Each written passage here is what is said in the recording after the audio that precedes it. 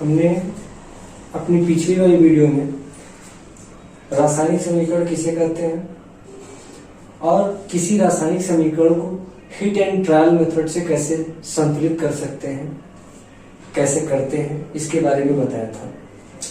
अब हम इसमें रासायनिक समीकरण के प्रकार के बारे में जानेंगे। रासायनिक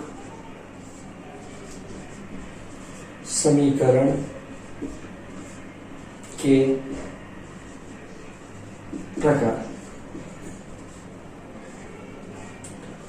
एक बार फिर से रिपीट कर लेते हैं। रासायनिक समीकरण किसे कहते हैं?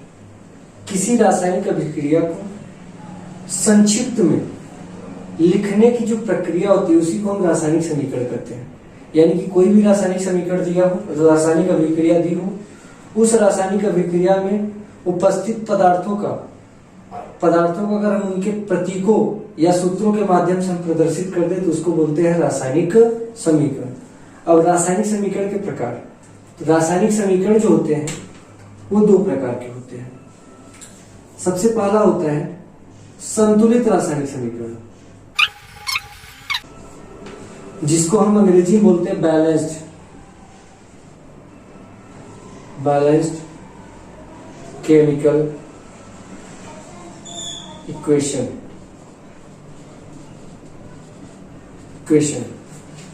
और दूसरा वाला होता है असंतुलित रासायनिक समीकरण, जिसको हम अंग्रेजी में बोलते हैं अनबैलेंस्ड केमिकल इक्वेशन। अब संतुलित रासायनिक समीकरण और असंतुलित रासायनिक समीकरण किसे कहते हैं इसे हम जान लेते हैं। तो रासायनिक समीकरण दो प्रकार के होते हैं। पहला होता है संतुलित रासायनिक समीकरण, जिसको अंग्रेजी बोलते हैं बैलेंस्ड केमिकल इक्वेशन। दूसरा होता है असंतुलित रासायनिक समीकरण, जिसको हम अंग्रेजी बोलते हैं अनबैलेंस्ड केमिकल इक्वेशन। अब हम देखते हैं संतुलित रासायनिक समीकरण किसे कहते हैं।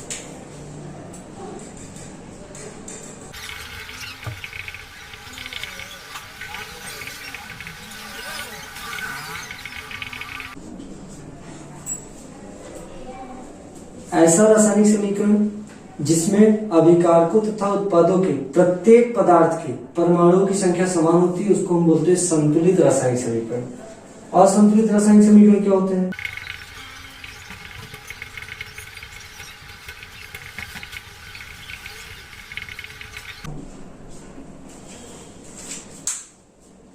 असंतुलित रासायनिक समीकरण किसे कहते हैं? ऐसा रासायनिक समीकरण जिसमें अभिकारकों तथा उत्पादों के एक या अधिक पदार्थों के परमाणुओं की संख्या समान नहीं होती है। तो अभी ये नहीं समझ में आएगा, चलिए एक एग्जाम्पल के माध्यम से समझ लेते हैं। तो हम एक एग्जाम्पल लेते हैं संतुलित रासायनिक समीकरण C+O2 = CO2। ऐसे ही असंतुलित रासायनिक समीकरण का एक एग्जाम्पल ले लेते हैं Mg+O2 = MgO। यहां पर अगर देखा जाए तो कह रहा है ऐसा रासायनिक समीकरण जिसमें अभिकारकों तथा उत्पादों। तो सबसे पहले अभिकारक किसे कहते हैं? तीर के निशान के पहले वाला हमारा होता है अभिकारक। यानी कि यहां पर दो अभिकारक है, एक कार्बन एक ऑक्सीजन, तो हम अभिकारक लिख लेते हैं। अभिकारक, तो अभिकारक में दो पदार्थ है, एक तो कार्बन है दूसरा ऑक्सीजन है। तो हम कार्बन के परमाणु की संख्या अगर देखें तो कार्बन के अगल बगल में कुछ भी नहीं दिख रहा है, मतलब जब कुछ भी न हो तो वहां पर परमाणु की संख्या कितनी होती है? 1।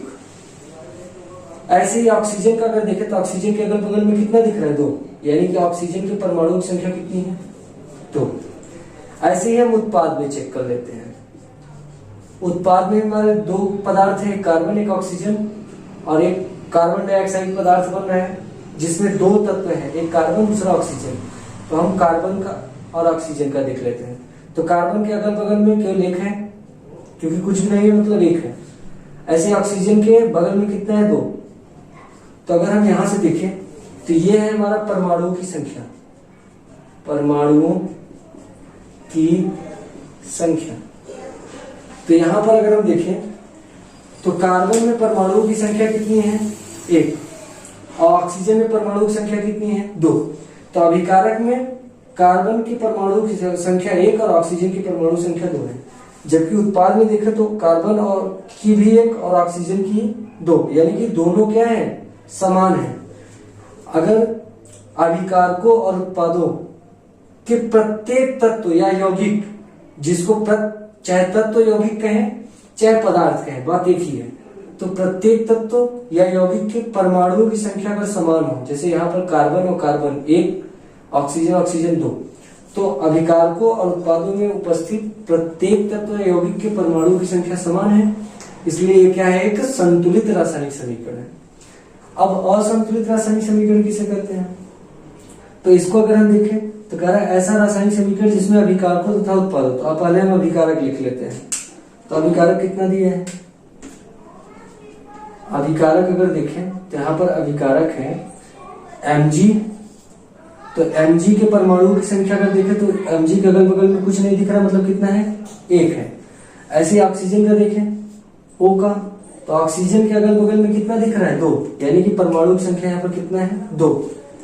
ऐसे ही उत्पाद में देखते हैं, तो उत्पाद में MgO बन रहा है, तो इसमें MgO यानी कि मैग्नीशियम ऑक्साइड में 2 तत्व हैं, एक मैग्नीशियम एक ऑक्सीजन। तो मैग्नीशियम का अलग देख लेते हैं, ऑक्सीजन का अलग। तो मैग्नीशियम के अगल बगल में कितना है? 1, ऑक्सीजन के अगल बगल में कितना है? 1। यानी कहने का मतलब ये है, यहां से अगर देखें तो मैग्नीशियम का तो बराबर है, अभिकारक में भी 1 है और उत्पाद में भी 1 है परमाणु की संख्या, लेकिन ऑक्सीजन का यहाँ पर 2 है और यहाँ पर कितना है? 1। तो यही कह रहा है अभिकारकों तथा उत्पादों के एक या अधिक पदार्थों के परमाणु की संख्या समान नहीं होती, चाहे 1 की हो या 1 से अधिक की भी समान नहीं हो सकती। तो इस प्रकार का अगर समीकरण हमको मिलेगा तो उसको बोलेंगे असंतुलित रासायनिक समीकरण, जिसमें अभिकारकों और उत्पादों में उपस्थित तत्वों या यौगिकों के परमाणुओं की संख्या, एक यौगिक या तत्व की परमाणु संख्या बराबर न हो या 1 से अधिक की बराबर न हो, तो इस प्रकार के हम समीकरण को बोलेंगे असंतुलित रासायनिक समीकरण। तो ये था हमारा रासायनिक समीकरण के प्रकार।